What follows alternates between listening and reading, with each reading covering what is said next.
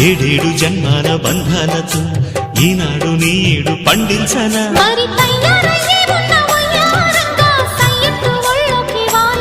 చూసుకొచ్చానమ్మా చూడు ఉత్సాహంగా చిన్నారి వన్నెల్ని ఏరంగా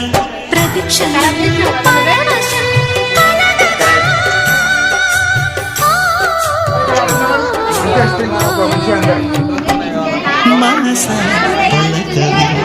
మధుమాసపు కోయిలవై చిగురాశల గీతికవై